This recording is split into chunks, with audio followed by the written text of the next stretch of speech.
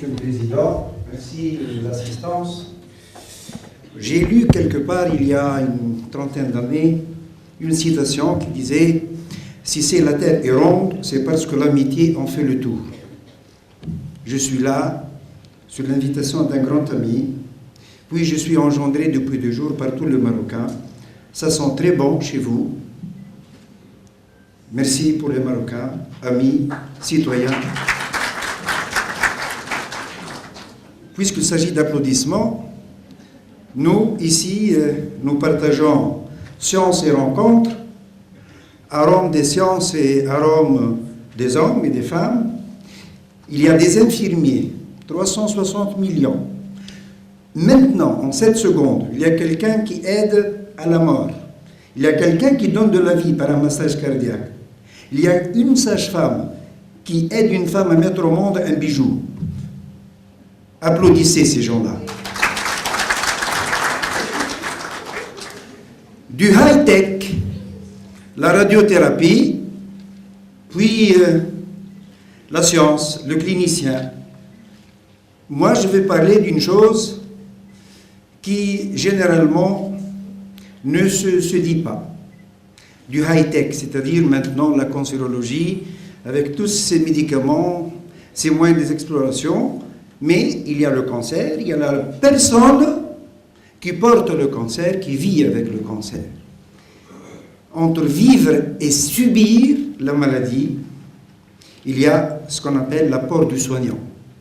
Je vais parler, mes chers amis, d'un phénomène ou d'une vie, une deuxième expérience de santé, parce que la maladie pour un cancéreux, ce n'est pas la maladie, il n'est pas malade. Il avait une expérience de santé A, maintenant il vit avec une expérience de santé B. Ce n'est pas la maladie. Lorsque je parle du trouble des affects, j'ai traité ces sujets-là, mes chers amis, sous un grand angle, le sommet de la formation infirmière. Bon, j'aurais bien aimé que l'universitarisation aurait beaucoup plus de profondeur, et aussi, je m'excuse, peut-être la communication sur l'LMD n'a pas été bien, plutôt elles se sont excusées. L'evidence-based nursing, c'est-à-dire comment soigner, informer par des faits, le geste et son explication. Permettez-moi tout d'abord, et je n'ai rien ajouté, si le cancer aujourd'hui, il vit comme notre ombre, l'homme et le soignant. Nous avons cette peur horrible. Nous n'avons plus peur d'autres maladies sauf d'attraper ce fameux cancer. 9,2 millions chaque année de nouveaux cancers. D'autre part, ces chiffres effrayants, ces millions de personnes sous le taux de la souffrance, aspirent à une paix dans l'âme et font appel à toutes les forces vives du monde entier pour que leur vie ne soit pas un calvaire de peine. L'infirmier en est un acteur de ces forces. Il est reconnu. Moi, j'appelle l'infirmier la force tranquille. L'infirmier en est un acteur de ces forces. Il est reconnu par la société pour ses services classiques. Aider le médecin en exécutant ses ordonnances et fournir aux patients des soins techniques. Mais est-il reconnu par la société comme professionnel possédant des compétences qui le distinguent des autres professionnels? Et est-il reconnu par lui-même aussi, qu'il doit exercer orienté par un processus de pensée, par une réflexion précise puisée dans la philosophie et dans les valeurs qui régissent la profession infirmière dans toutes les situations des soins, en particulier lorsque les sciences médicales s'avèrent malheureusement impuissantes. Cas de cancer en stade avancé. Mon apport en tant qu'infirmier, que tout cadre soignant ayant le statut académique et ou professionnel, de concepteur et d'ingénieur de la qualité des soins pour les usagers et la qualité de vie des soignants à l'hôpital, est contraint d'entreprendre des pistes de réflexion scientifique pour soigner autrement, c'est-à-dire valoriser la mission soin et optimiser les satisfactions des usagers. La présente étude, c'est-à-dire le soin des affects, décrit un aspect innovant dans l'esprit de soigner, celui de l'evidence-based practice nursing, c'est-à-dire soigner informé par des faits, que j'applique sur l'accompagnement infirmier sur un patient souffrant de cancer. Je m'appelle Béchir Ben Saad, infirmier diplômé d'État, professeur en sciences infirmières, inspecteur et directeur des soins au CHU Saint-Loup de Sousse, Tunisie. Je suis heureux de partager avec les infirmiers du monde entier et les pratiques cliniques novatrices et l'optimisation des compétences professionnelles, aspect promoteur de notre passion, la profession infirmière. Merci à l'AMIC et son président, M. Mohamed Amin Obba, pour m'avoir offert cette magnifique rencontre avec vous. Applaudissez Mohamed Amin. La Tunisie, comme le Maroc, est plus qu'un carrefour des civilisations, un creuset où se fondent les éléments divers pour donner naissance à un alliage original qui ressemble à toutes ses composantes, sans s'identifier seulement à l'une d'entre elles. Le Maroc et la Tunisie, les deux poumons de l'Afrique, de la Méditerranée. Le troisième poumon, on ne transplante pas que des organes, on transplante aussi des organes très épanouissants, l'amitié et le partage. Ça, c'est l'essence même de ce genre de ces rencontres-là. Je passe vite, donc la Tunisie, elle est très ancienne, comme le Maroc d'ailleurs. La population, elle est 10 250 000. Pourquoi je dis ça? Parce que je vais un peu parler de la perception de la santé des Tunisiens. Aujourd'hui, notre espérance de vie, elle est à 74,8%. Les dépenses publiques, c'est 8,1%. 1,8 plutôt du produit intérieur brut. La chronologie de la profession infirmière en Tunisie, c'est très ancien, comme pratiquement le monde entier, puisque, comme par hasard, moi je porte le nom Ben Saad, et la première infirmière à l'islam s'appelle Rufeida Ben Saad. C'est elle qui a instauré les soins, et c'est elle, Rufeida Ben Saad, pour l'histoire, lorsqu'il y avait un soldat qui est touché par une flèche, elle n'enlève pas la flèche pour éviter le choc à vacuum et l'hémorragie. Donc c'était la première initiatrice que le corps étranger qui touche des artères et des veines ne doit pas être enlevé. C'est Rufeida Ben Saad, la première infirmière, elle était من صحابة والمرافقين تاع الرسول صلى الله عليه وسلم في الجهاد نتاعو. Puis il y a la restructuration, 1929, création de la première école. En 1982, réforme des études infirmières et le processus sur le diagnostic infirmier. En 2002, changement des appellations des écoles professionnelles devenues écoles de sciences infirmières pour prouver que l'esprit scientifique de l'infirmier. Et en 2007-2008, instauration pour la première fois du dossier infirmier au CHU Saint-Loup de Sousse, là où je travaille. Et en mars 2012, élaboration, tout à l'heure, le docteur il a parlé de référentiel et de protocole de bonne pratique. Donc, en 2012, l'élaboration du premier référentiel de protocole de bonne pratique infirmière, c'est pour tout l'hôpital, pour le 824 diagnostics. Ça, c'est à peu près l'évolution de la formation infirmière. Notre hôpital, juste le CHU Saint-Loup de Sousse, Sousse, c'est une ville côtière, la troisième ville de la Tunisie. Notre hôpital renferme 1409 cadres et employés.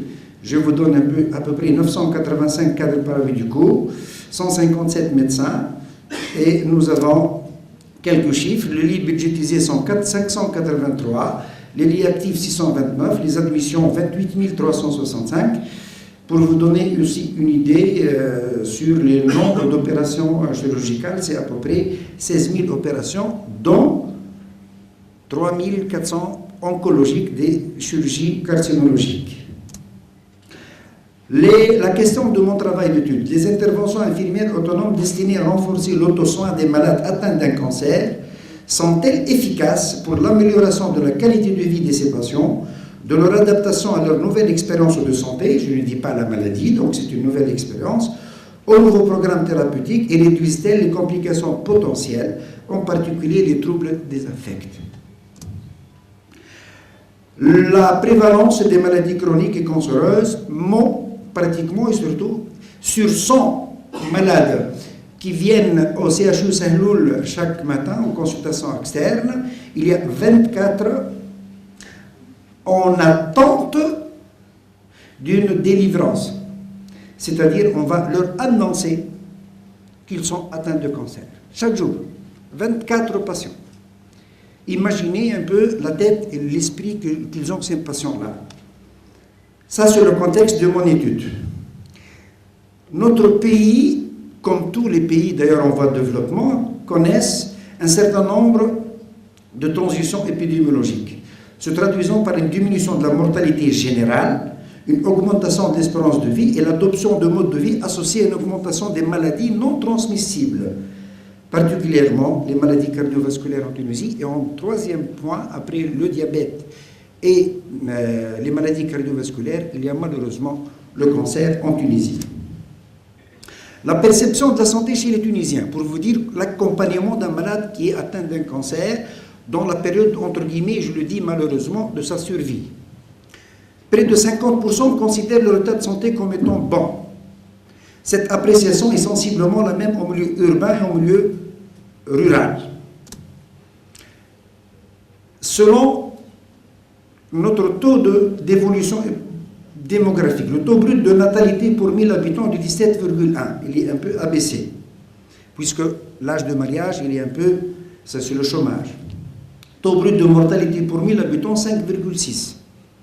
Taux d'accroissement naturel, 1,5. Indice synthétique de fécondité, 2,03. L'espérance de vie moyenne est de 73,9 chez la femme et 71,9 chez l'homme. Les tumeurs, 4,7 de la prévalence. C'est beaucoup pour une population de 11 millions d'habitants. Le tumeur maligne, c'est la deuxième cause, 2790, c'est-à-dire 15,1, c'était l'an 2012. C'est trop de morts. Quelques chiffres. 14 000 nouveaux cas de cancer diagnostiqués par an en Tunisie. L'âge moyen au moment de diagnostic chez l'homme, 52,4%, chez la femme, 40 ans. 34,1% des cancers chez l'homme sont diagnostiqués à un stade tardif, 26,8% chez la femme. Les variables psychosocioculturelles et comportementales, vraiment, ils sont les premiers à être considérés dans leur prise en charge. La consommation de médicaments, nous avons, sur 100 malades qui prennent des médicaments, il y a 38% qui s'auto-médiquent. Et ça, c'est grave. L'alimentation. L'alimentation, c'est l'alimentation méditerranéenne, c'est-à-dire beaucoup de cholestérol et beaucoup de piquant, qui est un fait à prendre en considération lors du suivi du patient. Les considérations soignantes spécifiques à la maladie cancéreuse. Ça, c'est très important, qu'on doit inculquer ce qu'on appelle, ça c'est le BRIB, le premier point, les premières pierres pour instaurer l'évidence-based, une nurse practice, c'est-à-dire soigner par défait. Trouver un sens à sa vie avec la maladie. Le patient, il est animé par ce sens-là. Réorganiser l'identité que la maladie a modifiée. Avoir un sentiment d'auto-efficacité pour exercer un contrôle sur sa propre vie. On doit travailler ça avec le patient. Trouver un sens à son existence est une exigence fondamentale de chaque être humain, plus encore nécessaire dans la maladie. Les aspects cognitifs, affectifs et sociaux sont étroitement impliqués. Le malade doit constamment réactualiser, modifier et réorienter le sens qu'il donne à sa vie et à ses objectifs. Une petite diarrhée peut bouleverser un calme. Une petite diarrhée, un petit bouton peut bouleverser toute sa vie et aussi bafouer l'effort des infirmiers. Ces choix doivent être respectés. La maladie chronique, ici cancéreuse, représente une césure importante et non transitoire dans le sentiment d'identité